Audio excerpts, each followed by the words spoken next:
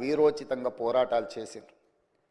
ఆ పోరాటాలలో ఉస్మానియా కాకతీయ యూనివర్సిటీలు ఒక ప్రత్యేకమైన భూమికను పోషించినాయి.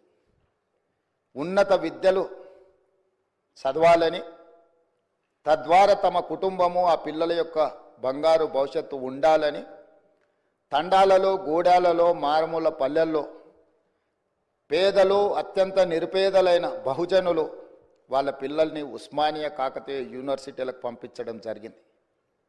కానీ సామాజిక బాధ్యతతో సమాజాన్ని పట్టి పీడిస్తున్న సమస్యల్ని పరిష్కరించుకోవాలంటే విద్య ఒక్కటే కాదు, పోరాటం కూడా చెయ్యాలి.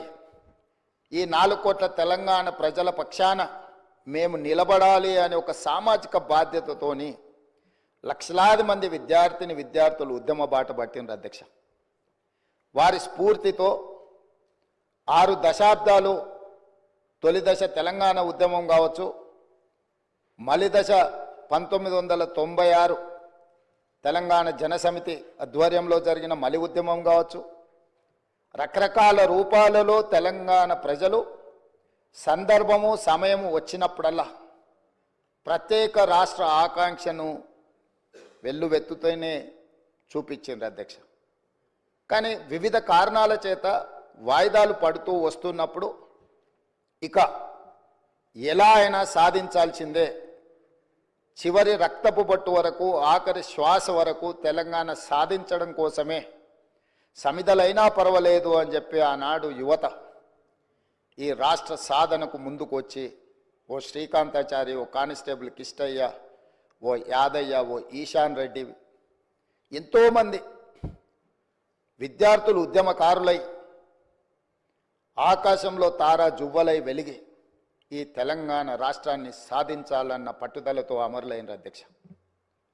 శ్రీమతి సోనియా గాంధీ గారు ఒక తల్లిగా బిడ్డ లేదా కుటుంబ సభ్యులు, వారి అత్తగారు శ్రీమతి ఇందిరాగాంధీ గారు కావచ్చు, ఆనాటి ప్రధానమంత్రి శ్రీ రాజీవ్ గాంధీ గారు కావచ్చు, కళ్ళ ముందనే నేల కొరిగి ఈ దేశం కోసం ప్రాణాలు అర్పించినప్పుడు ప్రత్యక్షంగా బాధ ఏందో చవిచూసిన మాతృమూర్తిగా శ్రీమతి సోనియా గాంధీ గారు రాజకీయ ప్రయోజనాలు, రాజకీయ ఆలోచనలు పక్కన పెట్టి ఏది ఏమైనా సరే ఇచ్చిన మాట నిలబెట్టుకోవాలి, తెలంగాణ ప్రజల యొక్క ఆకాంక్ష నెరవేర్చాలని ఒక ఉదాత్తమైన నిర్ణయం తీసుకొని వారు ముందుకు వచ్చి మొట్టమొదటిసారి డిసెంబర్ 9, 2009 నాడు కేంద్ర ప్రభుత్వం తెలంగాణ రాష్ట్ర ఏర్పాటు ప్రక్రియను ప్రారంభిస్తున్నామని ప్రకటించడం జరిగింది.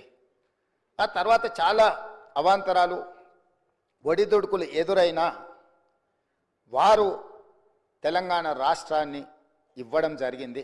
తద్వారా పార్టీ పరంగా, కేంద్ర ప్రభుత్వ పరంగా ఏమేం కోల్పోయిందో ఈ సందర్భంగా నేను ప్రస్తావించదలుచుకోలేదు. ఎందుకు అనంటే ఈ డిసెంబర్ 9కి ఒక గొప్ప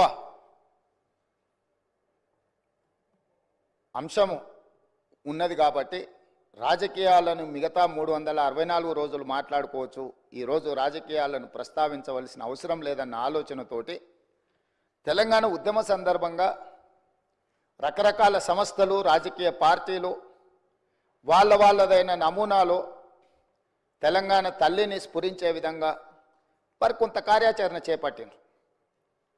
ఏవి కూడా అధికారికంగా ఈనాటి వరకు ఉమ్మడి రాష్ట్రంలో కానీ, ఏర్పడ్డ ప్రత్యేక తెలంగాణ రాష్ట్రంలో 10 సంవత్సరాలు గత ప్రభుత్వం కానీ, టీజీ విషయంలో కానీ, తెలంగాణ రాష్ట్ర గీతం విషయంలో కానీ తెలంగాణ తల్లి ప్రతిరూపాన్ని సృష్టించడం ద్వారా తెలంగాణ ప్రజల యొక్క ఆకాంక్షను నెరవేర్చాలని ఆలోచన చేయలేదు అధ్యక్ష.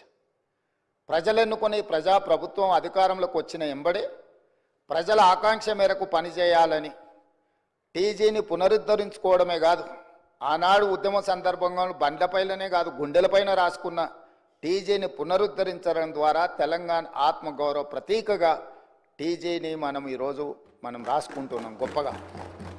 అదేవిధంగా ఉద్యమం సందర్భంలో వేలాది లక్షలాది మంది ఉద్యమం బాట వైపు నడిపించిన జయ జయ హే తెలంగాణ ఒక గొప్ప స్ఫూర్తిని, పోరాట పటిమను, ఉద్యమ బాట వైపు నడిపించిన గొప్ప గీతాన్ని మనం రాష్ట్ర గీతంగా ఆ రోజు మనం చేసుకోవాలనుకున్నాం.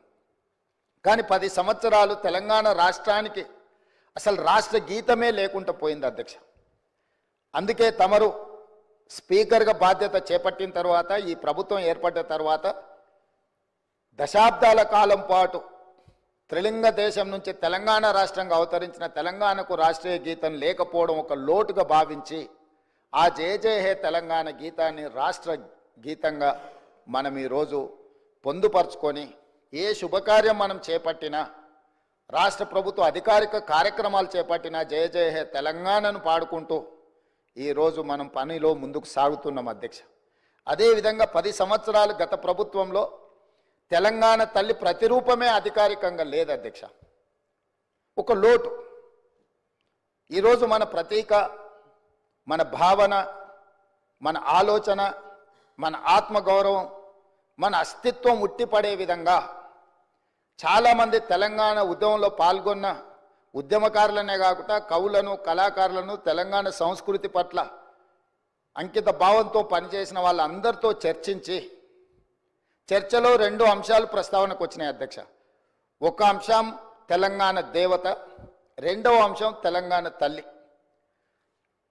తెలంగాణ మూర్తి దేవతలాగా వజ్ర వైదూర్యాలతో, కిరీటాలతో, భుజకీర్తులతో ఉండాలా, లేకపోతే తెలంగాణ తల్లి మన తల్లిలాగా మన ఇంట్లో మన అమ్మను చూసుకుంటే మనకి ఏ విధంగా అయితే సంతృప్తినిస్తుందో, ఒక అమ్మ మనల్ని ఎంత ప్రేమగా గుండెల్లో పెట్టుకొని చూసుకుంటుందో అట్లా ఉండాలని ప్రస్తావన వచ్చినప్పుడు మేధావులు, ఉద్యమకారులు, కవులు, కళాకారులు మనం తెలంగాణ తల్లి అనే భావనతోనే ఉద్యమ బాట పట్టినాం. మనకు తల్లి కావాలి, దేవత గుడిలో ఉంటుంది, తల్లి మన ఇంట్లో ఉంటుంది, తల్లి ఒళ్ళో మనం పెరుగుతాము. కాబట్టి మనం తల్లి ప్రతిరూపమే పెట్టుకోవాలని చెప్పి వాళ్ళందరూ సూచన చేసి ఈరోజు ప్రతి ఇంట్లో కన్న తల్లిని చూసే విధంగా ఈరోజు తెలంగాణ తల్లిని చూసిన తెలంగాణ సమాజంలో ఎవరైనా,